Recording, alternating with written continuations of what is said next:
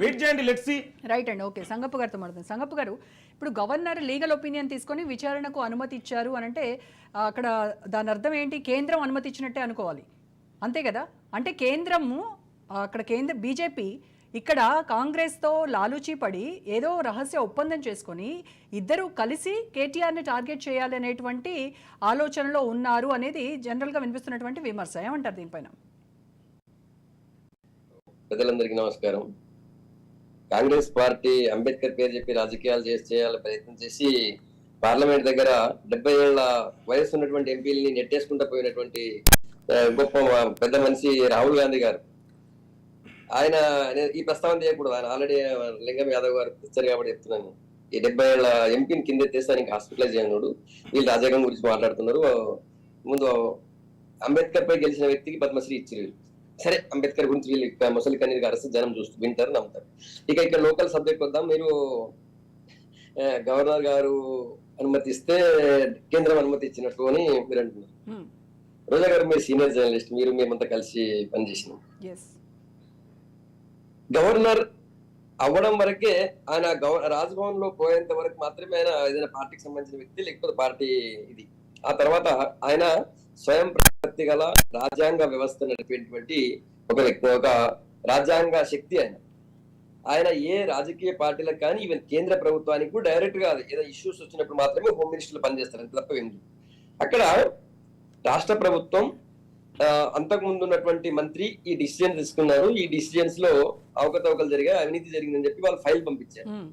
ఆయన రాజ్యాంగ నిపుణుల్ని, న్యాయ నిపుణులతో సంప్రదించిన తర్వాతనే ఆయన వీళ్ళకి అనుమతి ఇచ్చారు గవర్నర్ గారు.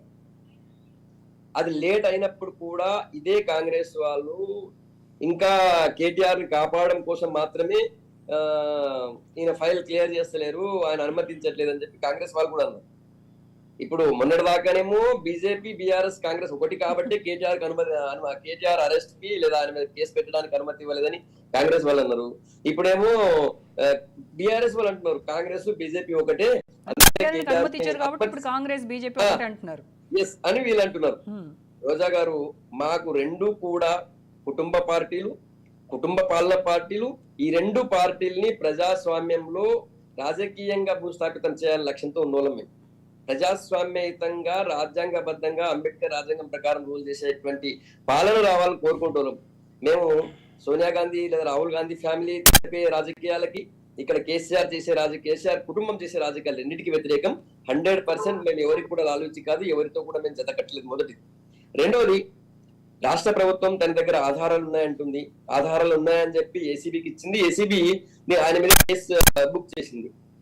ఈ రోజు టీఆర్ఎస్ వాళ్ళు మామూలు గగ్గోలు పెట్టట్లేదు. ఈరోజు అసెంబ్లీని నడవనివ్వలేదు. ఆయన మీద కేసు పెట్టగానే ఈరోజు మొత్తం ఏదో ఒక భూమండలము బద్దలైనట్టు, భూమి బద్దలైనట్టు, లేకపోతే ఇంకేదో అయిపోయినట్టు, భూకంపం వచ్చినట్టు పెద్ద అంత హంగామా సృష్టించారు ఈరోజు టీఆర్ఎస్ గౌరవ శాసన సభ్యులు అసెంబ్లీలో. ఇంత వెనుకటికి మీరు చేసినటువంటి టైంలో అప్పుడే మనాలి గౌరవ శాసనసభ్యులు కానీ టీఆర్ఎస్ నాయకులు గుర్తు తెచ్చుకోవాలి. ఒక హిందీ పేపర్ కూడా లీక్ చేస్తాడా? హిందీ పేపర్ గ్రేస్ మార్కులతో పాస్ అయిపోతారు, సెకండ్ లాంగ్వేజ్. అట్లాంటి హిందీ పేపర్ ని లీక్ చేశారని చెప్పి ఎలాంటి ఆధారం కాదు. ఎవరో ఒక జర్నలిస్టు సంజయ్ గారికి మెసేజ్ పంపిస్తే ఆ మెసేజ్ ని ఎగ్జామ్ అయిపోవడానికి 15 నిమిషాల ముందు చూశారు. ఆయన కూడా ఆయన పంపింది కూడా 15 నిమిషాల ముందు. 15 నిమిషాల ముందు ఈయన దాన్ని పేపర్ ని చూసి దాన్ని ఎవరికో పంపించి విద్యార్థులకు సర్క్యులేట్ చేస్తారా? అట్లాంటి ఒక ఫేక్ కేసు పెట్టి ఇంట్లో వాళ్ళ అత్తమ్మ వాళ్ళ ఇంట్లో పెద్ద మనిషి చనిపోతే ఆమె దానికి సంబంధించినటువంటి దశదిన కర్మలో ఉంటే ఆయనని టీ షర్ట్ నైట్ ప్యాంట్ మీద గుంజుకుపోయి మొత్తం తెలంగాణలో ఉన్నటువంటి పోలీస్ స్టేషన్ అని తిప్పి లాస్ట్ ఎక్కడో ఒక దగ్గర అరెస్ట్ చేసి పెట్టినటువంటి ఘనత ఈ కేటీఆర్ గారి డైరెక్షన్ లో జరిగినటువంటి గవర్నమెంట్ ఇది. ఆ రోజు మీ చట్టాలు, మీ రూల్స్ ఏమైనా అని అడుగుతున్నా టీఆర్ఎస్ వాళ్ళకి. 317 ఆర్టికల్ సవరించండి, జీవో సవరించండి, ఉద్యోగులకు న్యాయం చేయండి అని చెప్పి ఆయన తన ఆఫీసులో కరీంనగర్ లో ఒక గౌరవ ఎంపీ తన ఆఫీసులో నిరసన చేస్తే ఆఫీస్ గ్యాస్ కట్టలతో ఆఫీస్ డోర్ ని పలగొట్టి ఆయన ఈడ్చుకుపోయి జైల్లో వేసిరు. ఆ రోజు కూడా మీ రూల్స్ ఏమైంది? మీ రాజ్యాంగము, మీ పరిరక్షణ ఏమైంది? తర్వాత కోదండరామ్ గారిని అరెస్ట్ చేసినట్టు ఏమైంది? తర్వాత ఇంట్లో బెడ్రూమ్ నుంచి ఇప్పుడున్నటువంటి ముఖ్యమంత్రి గారిని బెడ్రూమ్ లో ఉన్నప్పుడు గుంజుకుపోయి మీరు అరెస్ట్ చేసినట్టు ఏమైంది? సంగప్ప రూల్స్ ఇప్పుడు కూడా అన్నప్పుడు అందరూ అరెస్ట్లకి ఆయన ఏమి భయపడట్లేదు. అరెస్ట్ చేసుకుంటారా చేసుకోండి, జైలుకి వెళ్ళొస్తాను అంతే తప్ప, అయినా కూడా కడిగిన ముత్యం రోజా లాగా గారు నేను ఇప్పుడు బయటకు సంగప్ప వస్తానని గారు చెప్తున్నారు. కాంగ్రెస్ కాదు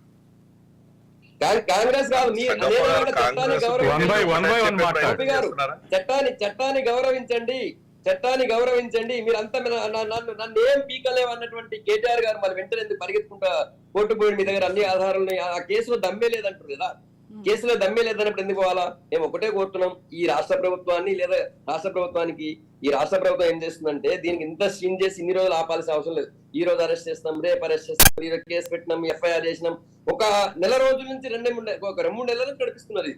అంతకు ముందేమో ఫోన్ ట్యాపింగ్ నడిపించారు. వీళ్ళంతా కాంగ్రెస్ పార్టీది ఏంటి అంటే వాళ్ళు ఎట్లాగూ వాళ్ళ దగ్గర ఖజానాలో ఏం ఒక్క పైసా లేదు, వీళ్ళ 6 గ్యారెంటీలు ఎట్టి పరిస్థితులు కూడా అమలు చేయలేదు.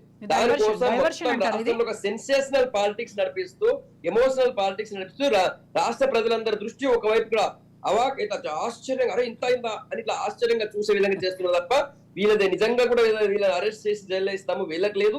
వీళ్ళు కేవలం ఎమోషనల్ పార్టీకి చేస్తున్నారు తప్ప ఏమి లేదు. తర్వాత గోపి గారు అంటున్నాం కాంగ్రెస్ సపోర్ట్ చేయడం కాదు, చట్ట ప్రకారం ఎవరు తప్పు చేస్తే వాళ్ళు లోపలేమంటున్నాం, బరోబర్ చెప్తున్నాం. మీరు వెనకటికి ఎలాంటి తప్పు చేయకపోయినా జైలు వేసారు కదా, తప్పు చేసిరని చెప్పి ఆల్రెడీ ఈ ఫార్ములా ఈ రేస్ లో వచ్చింది.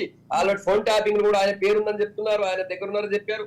మన లగిచెర్లలో ఆయన ఏమని ఎవరైతే నరేందర్ రెడ్డి ఉండో ఆయన కేటీఆర్ తో మాట్లాడని చెప్తున్నారు. తప్పు చేసి ఎందుకు అయ్యారు? కేవలం వీళ్ళు కూడా ప్రచారం చేసి లాగి టైం పాస్ చేయాలని చూస్తుంది కాంగ్రెస్ పార్టీ, అంతకంటే వేరేం లేదు. రైట్ అండి, ఓకే. సత్యం గారితో మాట్లాడుతుంది. సత్యం గారు, ఇటువైపు కాంగ్రెస్